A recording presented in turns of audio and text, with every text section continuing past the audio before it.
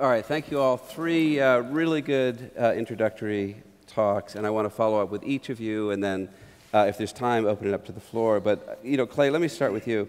You brought God into this, so let's stick with that. So, all right, so it sounds reasonable he would not come down from heaven and celebrate rate of return. What would he celebrate? I mean, how should we define prosperity, I guess? If we're chasing the wrong things, how should we define it? What should we be paying attention to? It's a great question. So this is the way I look in the future 10 years to see what will we want to find ourselves measuring. Historically, the principle is if you array all of the inputs you have to have in order to give the output that you promise to your customers. Some of these inputs have been abundant and cheap, like sand. And you don't have to, you didn't need to account for the use of sand. But things that were very costly and scarce, like platinum, you've got to be really careful about how you use that. Historically, capital was scarce and costly. And so we were taught that you have to be really careful about how you use capital. Deploy it only where it has the highest return. Don't lose any of it. Get it back as fast as you can because capital is costly and scarce. And that's the doctrine. And everything is organized around that. But things happen. So, for example, there was a period 10 and 15 years ago when bandwidth was abundant and cheap. And people who tried to husband bandwidth, because historically had been costly, they're gone now. And the people who used bandwidth abundantly even wasted it. Those are companies called Netflix and Amazon and Google. So when things are cheap and abundant, you need to use it, not husband it. And I believe what's happened is capital has become abundant and cheap. And yet we husband its use. And instead what we need to do is use capital because it's in a different situation now. But in the end, I don't think this overabundance of capital is a temporary thing. It's with us. And so when we try to optimize return on something that is inherently costless, we're going in the wrong direction. And so I think 10 years from now, we will have figured out ways to sense how efficiently are we investing to help our people to become better, productive people. And investing in our people is going to be what is scarce and costly. We need to measure how efficiently we're doing that. And capital, I think, is not as important an issue in the future as in the past. Okay, great. Gary, let me follow up on what you were talking about. I mean, we like systems. If I understood what you were saying, we don't have a system yet for kind of after we bust bureaucracy that we can adopt, companies need to. But one thing I wanted to sort of question, so that figure you had about 13% of workers who are actually engaged in their work. So it sounds very good. It'd be great if it's 100% or something 50, whatever. But I want to press you a little bit. There are a lot of companies that are very successful in a lot of ways that have too many vice presidents, that have a pretty, I don't know, sclerotic, but anyway, entrenched bureaucracy. So what is the evidence that employee engagement, other than sort of sounding good and being a good sort of ethical model, actually leads to good results for a business? Well, obviously there's a very rich seam, an enlarging seam of research that says the more engaged people are, the more they're willing to bring their imagination, their creativity to work, the better a company does. I think that is now empirically, you simply can't argue with that. I think a lot of companies, historically, because most companies were run with that bureaucratic model, the implicit tax, everybody was paying it. The question is, how long will you be able to afford wasting all that human capital when your competitors start figuring out how to do something different?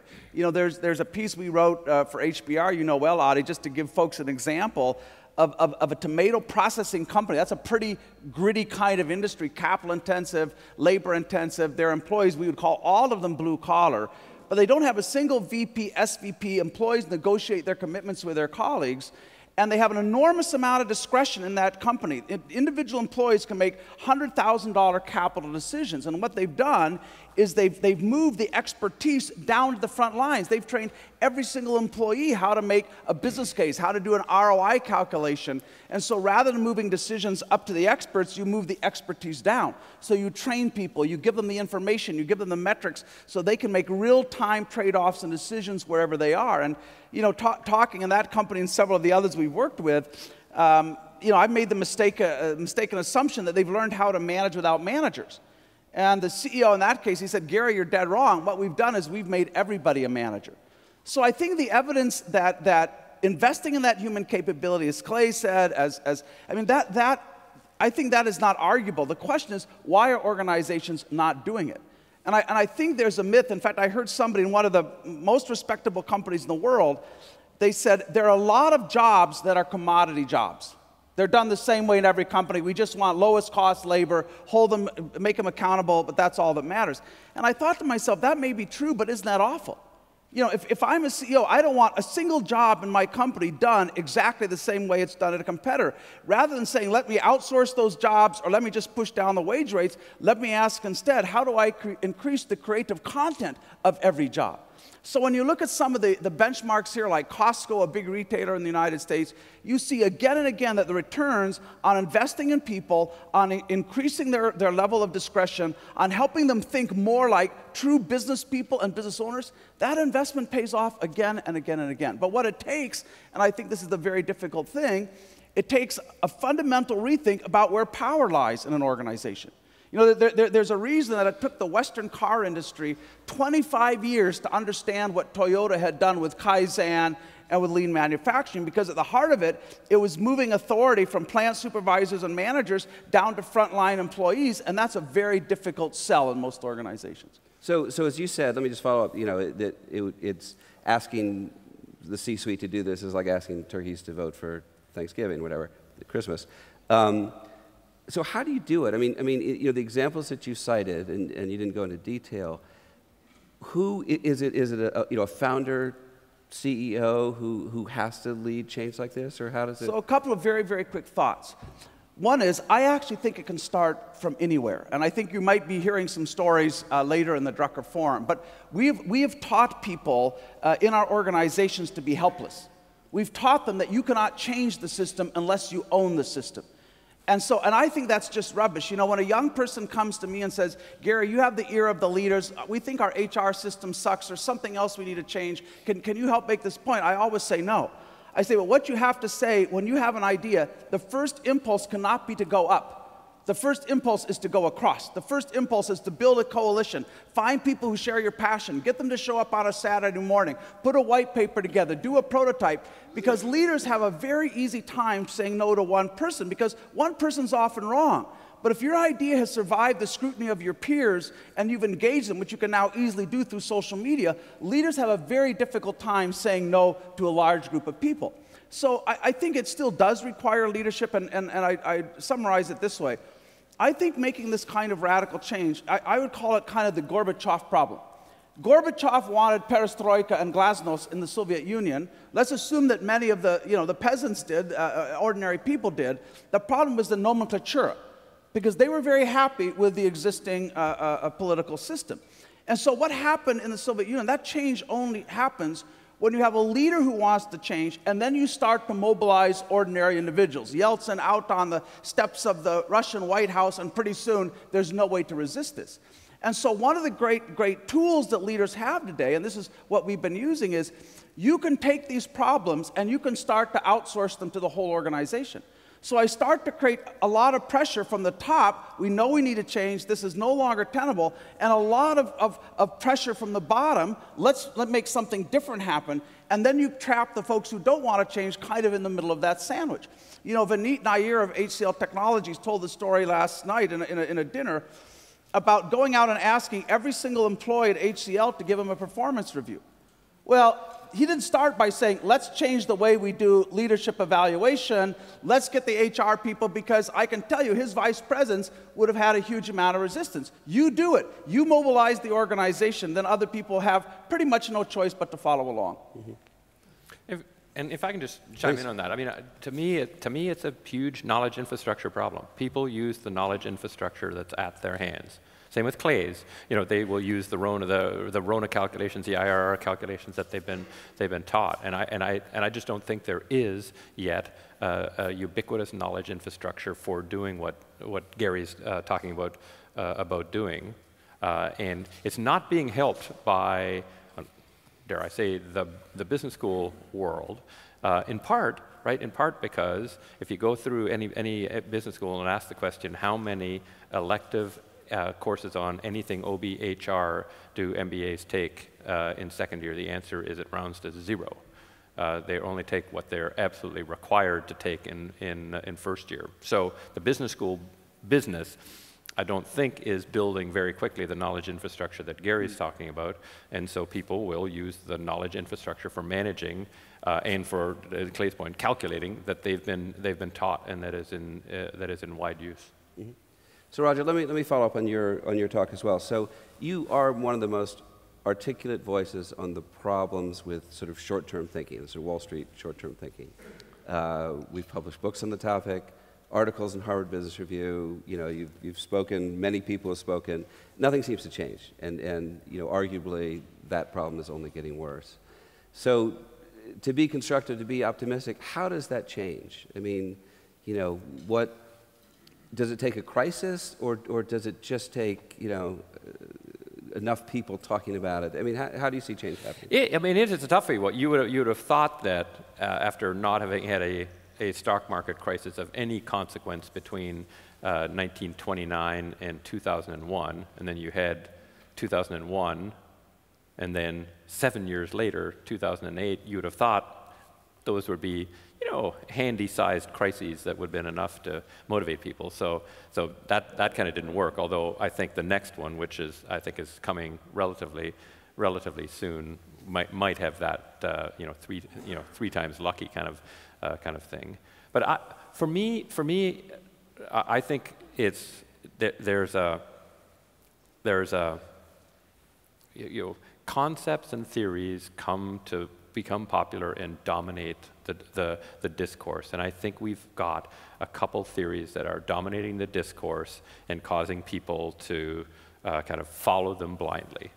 And the one theory is that your stock price today is the best representation of your true value, right? That's a ubiquitously held view. And it's held because the finance theorists sort of just make the argument that says, well, if it was really something other than it there would be trading opportunities that would arbitrage it away, so it must be true, right? Which sounds good. Like every incredibly stupid theory has a core of sounding good. Like that's absolutely universal in all stupid theories, and that, you know, sounds good. Even though we kind of know that those values change incredibly dramatically, and they were in 1980 and 2008 for some blue chip companies. They were X, and they fell to 0.55x over a 6-month period, and then sure enough, they went back to X within a year or two. But meanwhile, when it was at 0.45x, people said, no, that's the real value of them. So it just isn't, right? Full stop, it just isn't. And the fact that there's an argument about trading profits does not take into account the fact that an entire world can be utterly delusional and wrong about something. Last time I checked, that happens kind of regularly in all walks of life. So we've got to just demolish the notion that a CEO can wake up in the morning and say, because my stock price is X, that is truly the value of the company. It's an ethereal thing. Can I ask you a question, Roger, as well? You know, the thing that was most worrying about what you said, and it was a lovely way you presented it, that on any policy issue, there's a small number of people who have a huge interest in shaping that in some particular way. I think they call that regulatory capture. Exactly. And so you look at it after the financial crisis, the big global banks are sitting there, they're negotiating their settlements with the U.S. Department of Justice and so on. Chase's stock price goes up 12% the day they're announced they're only going to be fined $8 billion. Yeah. How do you deal with that institutional problem where regulation, taxes, and so on, that basically the largest institutions in the world have now captured that, not to the benefits of citizens and consumers? Yeah. Well, I think one thing, Gary, I think is very much that we just have to assume it's going to happen. In fact, when we write a law, if Congress passes something in America or in Canada or wherever, it should actually already have a list of the folks who are going to regulatorily capture this. Okay, so we're going to put this out, and these people are going to work at it, and they should publish that and say, these people are going to try and do this. And the other thing that has to happen is that we just have to be completely bloody-minded about changing the rules. Like I use, as Adi refers to the books I wrote, I use the National Football League as an example of this. Every year, at the end of the year, the competition committee meets. And it's a committee made up of players, owners and coaches. And they look at the game and say, in what ways were incredibly clever coaches taking advantage of the rule structure to undermine the game?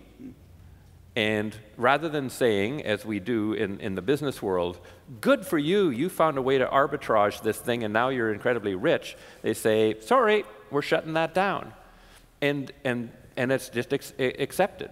So Bill Walsh, greatest probably NFL coach of all time, can invent a new offense that starts to dominate the defense, and the league just says, nice work, but we're stopping that. And I think we just have to adopt that as the notion. There will be attempts to regulatory capture. If they're successful, we just say, okay, we are changing the rules. Sorry about that. Nice try, but we don't allow that kind of thing around here. And I don't think we have that philosophy at all. It's this philosophy of we work and work and work and work to get the perfect bill. Like I think we should just bring design philosophy to Congress, right? I just think we need a live webcam in the office of every policymaker that's like streaming 24/7. Yeah. Can I say a couple of things? The first one is, Roger, and your point about what's happening to the capitalism or the capital structure becoming narrower. I think you can argue that it really is. So we're at a crossroads about what to do about it. Yep. So banks as an institution, I think, are finished. The cost of collecting deposits is not profitable. It's a costly way to get capital because you can get capital in the outside world cheaper than you can get. So they want to get out of that business. They can't make money lending because rates are so low. Yeah. So they have very high fixed costs. Yeah. And the core business cannot make money. So it's just hard for me to see how there are banks, as we know banks, 10 years from now. Yep. And peer-to-peer lending, you haven't even, that's going to demolish them too, yeah. Yeah, and what's happening in the equity side of the markets is there are massive companies like Sequoia and so on, and they are pulling the opportunity to make attractive money out of the public market into the private market. And you see these companies, that I see a lot of them coming through, they're doing just great, they're ready to go public, and then these big companies come in and say, I don't think you need to go public. We're going to put in $200 million in you, get a big bump up in the value, and then it sits there. And they then take it out to the market very late when all of the money has been made. And you have this moving the opportunity to make money out of the public market. And I think that we need to think about that. No, I think so, Clay. I mean, and it's one of those interesting things, right, where that entire business, the private equity business, depends on the existence of a vibrant public market. So That's they say the public market isn't working, and so we can take companies private or take divisions private and then fix them. But the public markets have to work well enough for us to refloat them. That's right. But we have no responsibility whatsoever for the public market's operation or efficiency. Now, what to do about it? So I've decided that academia has a crummy model for influencing thinking or action. And this is what So I write a book. Imagine that I write a good book for once. And I think that I'm writing it for lots of people to read it. That's actually not true, because the idea is consumed individually. We always learn it individually. And even if it's a great idea, they consume it individually, they go to work on Monday, and they say, holy cow, I think I understand, what's going on, but because everybody else didn't consume the idea, it's very hard to get collective action, given that this is our distribution or channel to the market. And then you can think about our readers as resellers of the idea. And most of our resellers try to resell the idea before finishing the book. And what they sell is not what was written, right? And the system is just very hard in the way it's structured to make any change because of this, And what we have to do is we need to create a system, who knows how, a system where executives consume the idea together so that they can stand up with one voice and say, just like we had Martin Luther made 99 theses and stick it on the wall and say, ladies and gentlemen, they've gone off the rails. We're going to change it. We actually need to do that as managers. Individually, we can't do it. Business schools have the wrong model. But together, we take action together, or we really are in deep trouble. Can I build on that a minute? Because both Clay and Roger, you've talked about, first of all, what actually gets taught in business schools. And then, Clay, you were talking a bit about the limits of our traditional diffusion process for knowledge. And I think you're absolutely right. If I can just riff on that for a moment. If you think about knowledge, I think you can think about it in 3 or 4 kind of categories and stages. You have at the top a worldview. So right now, the dominant financial paradigm that you were talking about, Clay, that is a worldview. People don't challenge that. That's just the way we think about the purpose of business and how we measure them. Underneath that, you have theories and constructs and so on that we talk about. And then you have methods and tools. And finally, you influence practices. What really has driven me a little bit crazy about the whole world of business schools over the last 20 years is almost nothing that gets written challenges the worldview. And at some point in any field of human endeavor, you get to the point where you cannot solve the new problems with the old principles, with the old worldview. Right? You couldn't build constitutional democracies if you start with the divine right of kings. But there's almost nothing that is being written that challenges those fundamental premises. And then likewise, very little of what comes out of academic research in business schools actually is at the level of practice. There's very little traction you can get with this. It's just kind of an idea. So a lot of times academics complain to me. They say, Gary, why isn't anybody reading what we're writing? Why don't they take us seriously? I say, well, if what you're writing is neither profound nor practical, don't expect to have a big audience, right? If it doesn't change a worldview and you don't get any traction, not much is going to happen. And I think today, and I've been thinking a lot about this for CEOs, for those of us who try to influence the world of thinking, Today, I think the challenge is not to come up with the next idea. The challenge is not to write a book, perhaps even, but the challenge is to build a platform where people can come together, where they can work together collectively to solve these problems. We ran something last year where we had 1,700 of the top HR leaders in the world all working together on a platform hacking the HR function. And we asked them, if we were serious about making organizations more adaptive, more innovative, what changes in the way we do HR?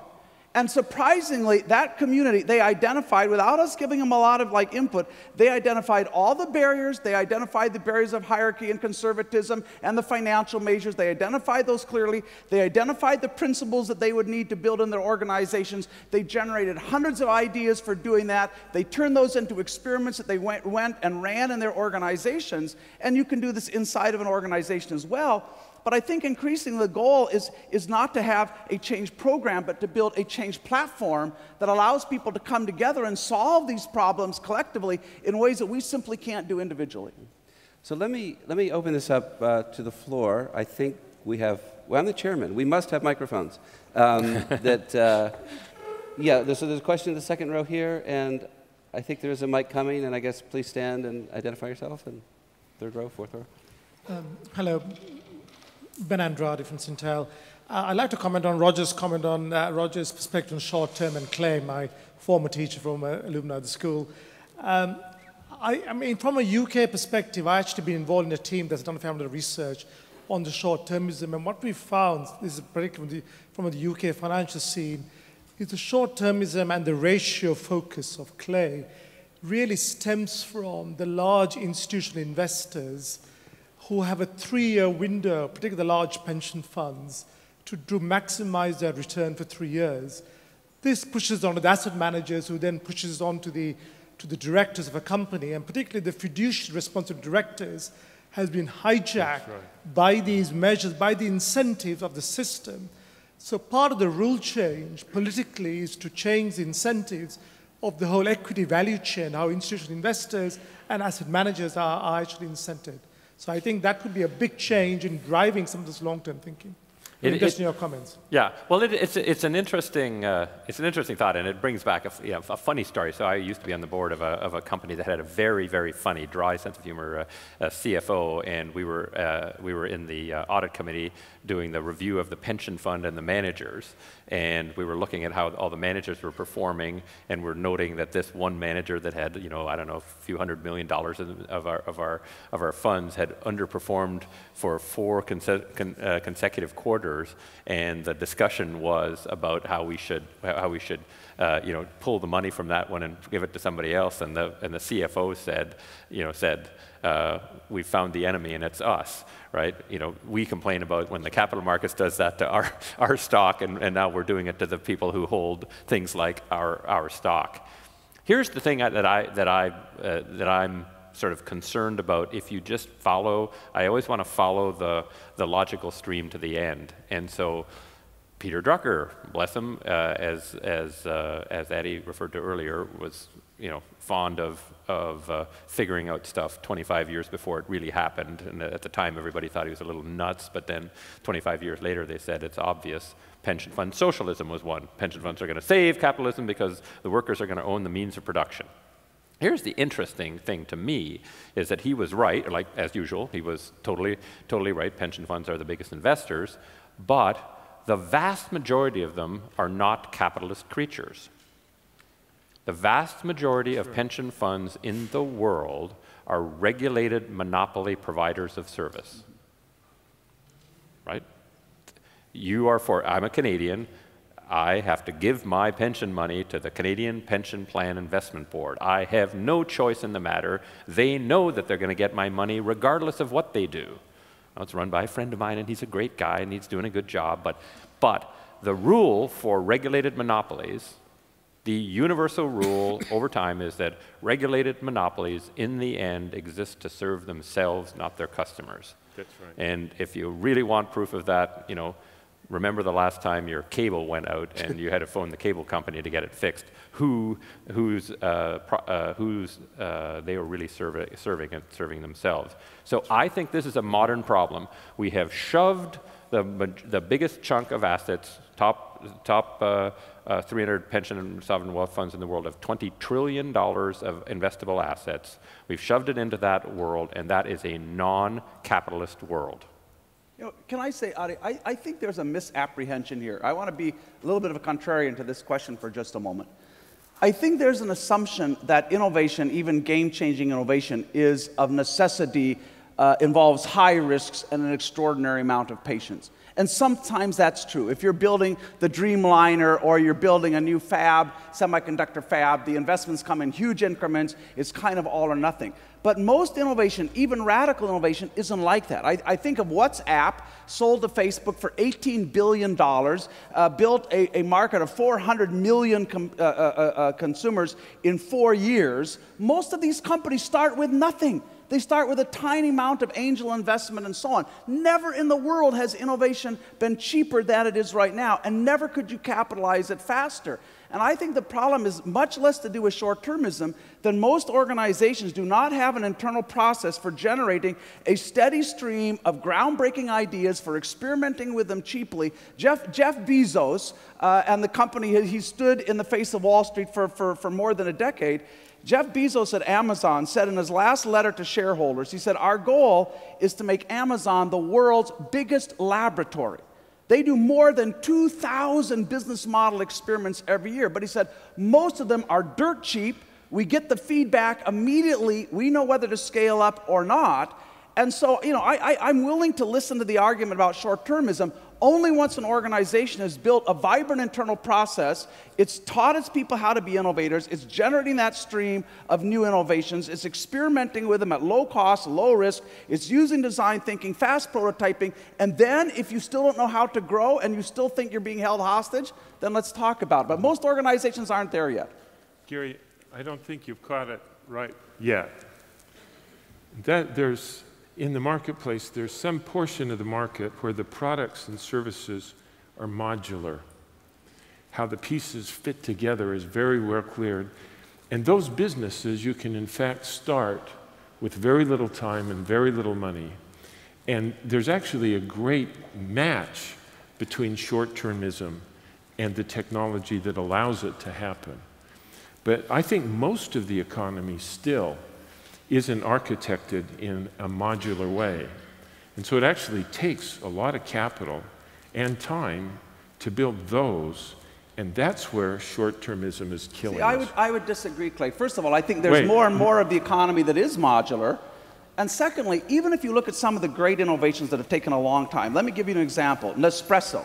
How many here have ever had Nestle capsule Nespresso coffee maker? They took the first patents on that in 1976. It took them basically 30 years to turn that into a 1 billion Swiss franc business. So there are things that require a lot of perseverance and patience, but if you look at the investment cycle over that 30 years, they were spending hardly anything. It was in the 3rd or 4th decimal point of Nestle's revenues. And so it's not that we don't need patience sometimes, but I think it's a mistake to say that somehow investors are the ones that would prevent Nestle from continuing to invest a little bit every year, working on the technology, the encapsulation, the machines. I think it's a little bit of a cop-out for leaders to say that that's somehow not my problem to protect that small seed of innovation, but that's the market's problem to protect it. Did you want to? Okay. All right, we have time. It has to be an incredibly short question that has an incredibly short answer, and right in the front here. Just let's wait for Mike.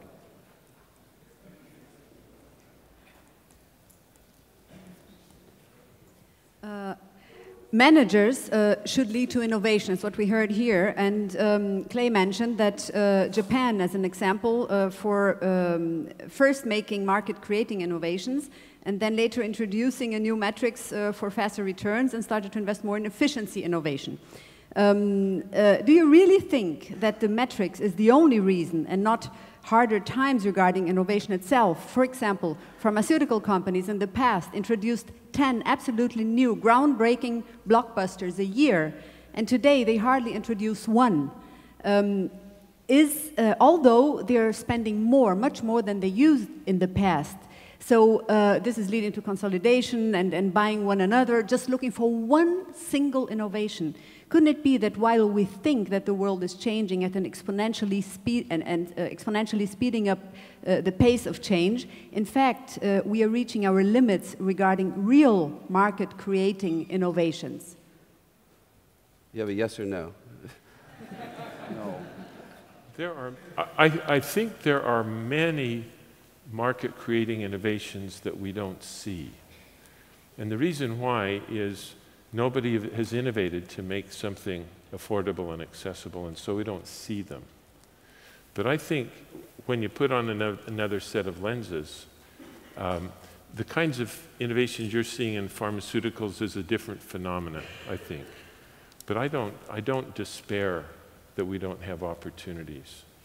This is a great question. We ought to talk later. And if I can just say quickly, I mean, if you think about the education system and ask the question, what proportion of the current education system writ large of time is spent on analyzing and understanding what is versus creating that which does not now exist, I would argue that writ large it's at least 98, maybe 99% the former.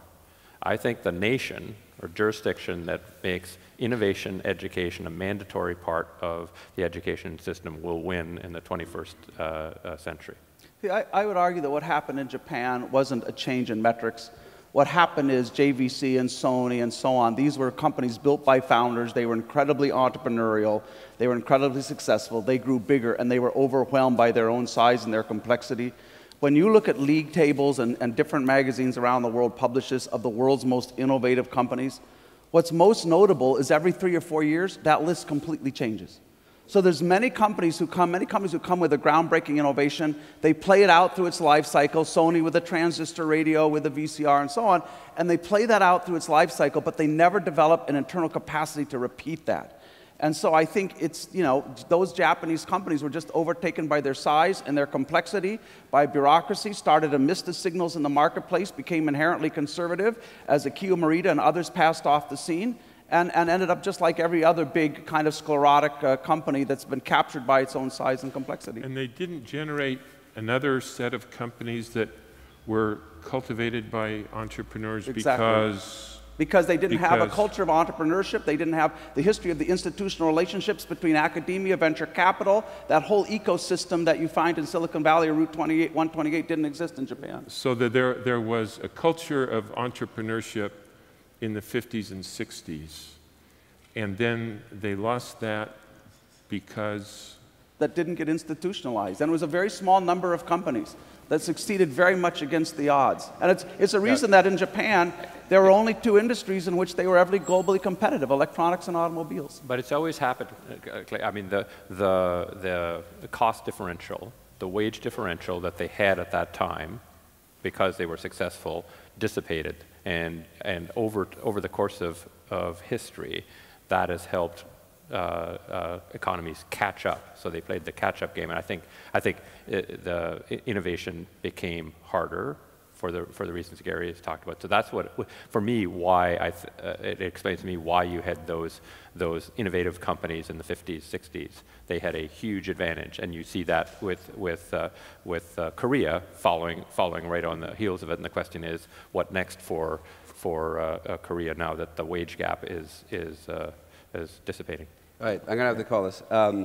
So just to wrap up quickly, you know, 3 incredibly smart, engaging presentations by 3 really original thinkers. You know, a lot of it was about, you know, if I had to sum it up, perversions of the system or just evolutions of the system that have become solidified, that have become entrenched, whether it's a misunderstanding of the role of capital, whether it's, you know, bureaucracy that eventually exists to serve itself.